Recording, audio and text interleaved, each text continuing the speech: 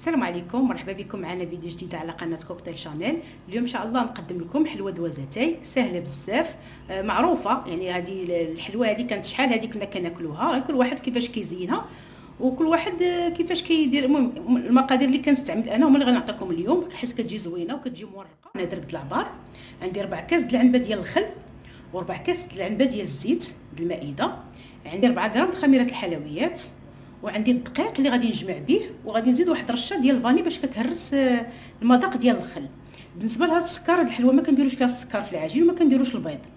هاد السكر خلط ما بين السكر اللي كيكون غليظ سنيده غليظه وسنيده رقيقه، هما كنديروهم غير في التزيين ديالها. ملي كنبغيو نطيبوها كندوزوها في السنيده عاد كنطيبوها. اول حاجه غادي نبداو بالعجين، هو الاول نصاوبوه. غادي ناخذوا الزبده غنديروها في واحد الاناء اللي غنخدموا فيه، غندير لها واحد رشه د الفاني ونديروا لها الخل، 4 كاس ديال الخل.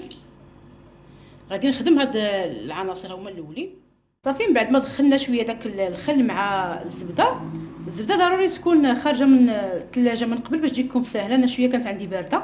دابا غنضيف 4 كاس د العنبه ديال الزيت. دابا غادي نضيف الدقيق شويه بشويه و4 غرام ديال خميره الحلويات، وانا كنجمعها مزيان حتى كنحصلوا على واحد العجين نخليوه رطب شويه. البنات هنا من بعد ما لميتها بالدقيق كما شفتوا، هذا هو العجين هكا كيجي بحال ديال الصابلي. دابا غناخذ 2 بلاستيكات والمدلك باش غنبداو نطلقوها.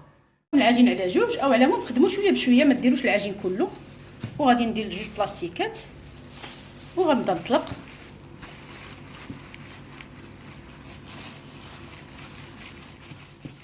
بالنسبه للطليق ديالها بالمدلك ما تطلقوهاش يعني رقيقه بزاف وما تكونش عاود غليظه بزاف، بين وبين. المهم السمك ديالها نتوما شفتوا كيفاش كيكون.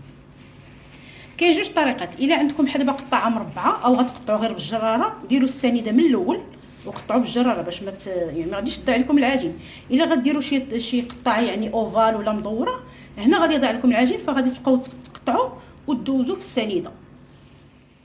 شفتوا غادي ندير هاد القطعه هذه مربعه.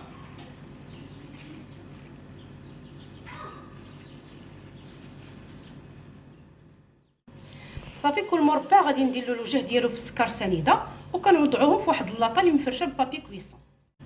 كما شفتوا البنات عاود كتولوا تطلقوا عجين اخر وكديروا تقطعوا بنفس القطعه، وكنديروا واحد يعني الحفره اللي الوسط، يعني كتقبوها بشي حاجه عندكم اللي كتجيكم هكا دائريه، حتى هي غادي نزولهم وندوزهم عاود في السكر باش فاش كطيب كتجي وحده يعني وحده فوق وحده كنلصقوهم بالشكل. صافي دابا كما شفتوا اللاطه الاولى هادو اللي مسدودين غادي ندخلهم يطيبوا على 180 درجه، طيبوا من التحت عاد نحمرهم، ما يتحمروش بزاف يعني خصهم يبقاو شويه بويض. ونصاوب اللاطه الثانيه اللي كما قلت لكم غادي ندير لهم هكا تقيبات الوسط. شفتوا البنات من بعد ما كنديروا الاخرى كطيب كنوجد اللاطه الثانيه اللي كنديروا لها هكا تقيبات غير بشي قطعه اللي عندكم هكا دايره.